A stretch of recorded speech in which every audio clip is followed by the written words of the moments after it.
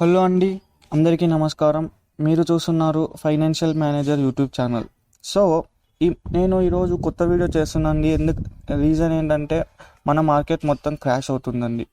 So మన market fall అవ్వడానికి లేదా క్రాష్ అవ్వడానికి మనం కొన్న స్టాక్స్ అన్నీ పడిపోవడానికి నిన్న మొన్న చూసుకుంటే మొత్తం స్టాక్స్ కానీ అన్నీ కానీ పడిపోతున్నాయండి. మార్కెట్ అంతా క్రాష్ అవుతుందండి.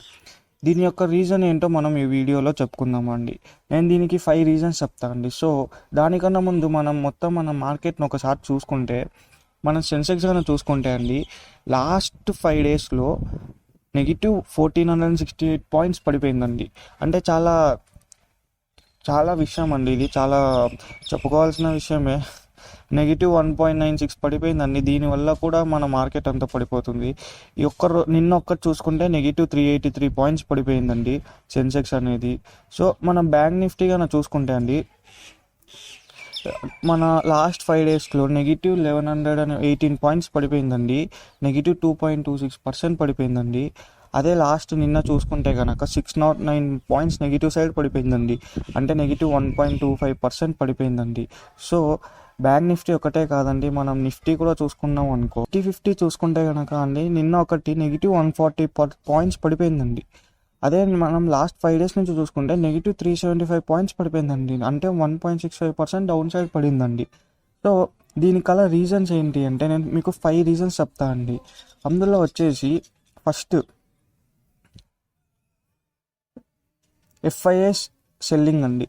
సో మన అందరికీ తెలుసు, లాస్ట్ 3 డేస్ నుంచి ఎవరైతే ఫారెన్ ఇన్స్టిట్యూషనల్ ఇన్వెస్టర్స్ ఉన్నారో అందరూ వాళ్ళ కొన్న స్టాక్స్ ఉంటాయి కదండి, అమ్మేస్తున్నారు. సో దీనికల రీజన్ ఏంటి అంటే, వాళ్ళు ఎలక్షన్స్ అప్పుడు రిస్క్ తీసుకోరండి. ఎప్పుడైనా సరే వాళ్ళు ఎలక్షన్స్ అప్పుడు రిస్క్ తీసుకోరు. వాళ్ళు ఎలక్షన్స్ రిజల్ట్స్ వచ్చాకే మళ్ళీ ఇన్వెస్ట్ చేస్తారండి. సో మనం కనుక చూసుకుంటే, FIS have sold off Indian equities worth 982 crores అండి. సో 982 crore వర్త్ స్టాక్స్ని వీళ్ళు అమ్మేశారండి. సో ఇది కూడా ఒక రీజన్ అండి మొన్న ఇండియన్ మార్కెట్ అనేది పడడానికి. సో ఇంకొక రీజన్ చూసుకుంటే, ప్రీ ఎలక్షన్ జిట్టర్స్ అండి. అంటే ఏం లేదండి, ఇప్పుడు ఎలక్షన్స్ వస్తున్నాయి కదండి, ఇది ఒక మెయిన్ రీజన్ అండి. అందరు ఏమనుకుంటారంటే, మనందరికి తెలుసు మార్కెట్లో ఎలక్షన్స్ అనేది చాలా మెయిన్ రోల్ ప్లే చేసిద్దని. సో దీనికల్లా కొత్త ఇన్వెస్టర్స్ ఉంటారు కదండి, వీళ్ళు రిస్క్ తీసుకోరు అన్నమాట. సో అమ్మేస్తారండి వీళ్ళు. ఎప్పుడైతే ఎలక్షన్ రిజల్ట్స్ వస్తాయో దాన్ని బట్టి వీళ్ళు కొత్త స్టాక్స్ కొంటారండి. సో మనం నెక్స్ట్ కనుక చూసుకుంటే, ప్రీమియం వాల్యుయేషన్ అండి.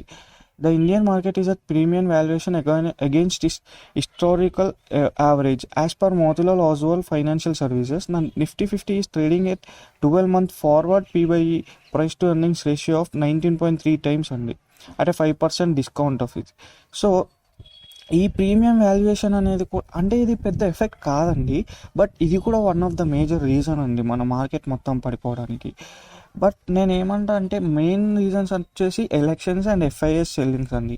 తర్వాత మన నెక్స్ట్ రీజన్ చూసుకుంటే, అన్ఇంప్రెసివ్ క్వార్టర్లీ 4 ఎర్నింగ్స్ అండి.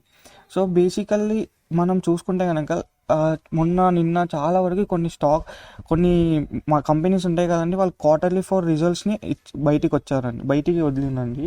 సో చాలా వరకు కంపెనీస్లో అంతగా రాలే అండి, అన్ఇంప్రెసివ్ రిజల్ట్స్ వచ్చాయి. అందరి దానిలో చాలా నెగిటివ్ సైడ్స్ వచ్చాయండి, వాళ్ళు లాసెస్ చూపించారు ఎక్కువ.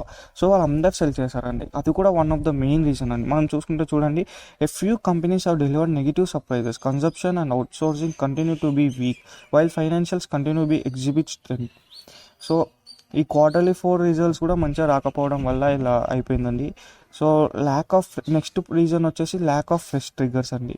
ఇప్పుడు చూసుకుంటే అండి, మన మార్కెట్ గురించి చాలా నెగిటివిటీ వస్తుందండి. ఒక్కొక్క స్టాక్ గురించి ఒక్కొక్క కొత్త టార్గెట్ ఇస్తారు కదండి, అది చేరిద్దా లేదా అన్నట్టు ఎవరు కొత్త అనలిస్టులు ఇవ్వట్లేదండి కొత్త టార్గెట్స్. సో అది కూడా ఒక రీజన్ పెట్టుకొని అందరు కొన్న వాళ్ళు ఉంటారు కదండి, అమ్మేస్తున్నారండి. సో వాళ్ళు ప్రాఫిట్ బుకింగ్ చేసేస్తున్నారు. వాళ్ళు ఆల్రెడీ ప్రాఫిట్స్ వచ్చింటాయి కానీ ఒక హై లెవెల్లో, సో వాళ్ళు ప్రాఫిట్ బుకింగ్ చేస్తున్నారు. సో ఇదంతా కలిపి ఈ 5 రీజన్స్ వల్ల మొత్తం మన ఇండియా మార్కెట్ చూసుకుంటే కనుక మొత్తం పడిపోతుందండి. సో అంతేనండి, వేరే ఏం రీజన్స్ లేవు. నేను ఇప్పుడు మీరు కొన్న స్టాక్స్ ఉన్నాయండి, మీరు అమ్మాలా, ఉంచాలా, హోల్డ్ చేయాలా, లేకుంటే సెల్ చేయాలా అంటే నేను ఏమంటా అంటే ఆ కంపెనీ బట్టి అండి. ఒకవేళ కంపెనీ ఫండమెంటల్స్ బాగున్నాయి అనుకో మీరు ఉంచండి. లైక్ సుజులాన్ కానీ, ఎస్ బ్యాంక్ కానీ హోల్డ్ చేయండి, ఏం కాదు. అదే ఇప్పుడు ఫైనాన్షియల్స్ బాగాలేవు అనుకో సెల్ చేసేయండి, రిస్క్ తీసుకోకండి. మనం ఎలక్షన్స్ తర్వాతనే ఏదైనా చెప్పవచ్చండి. ఎలక్షన్స్ ఒక మెయిన్ రోల్ ప్లే చేసిద్ది.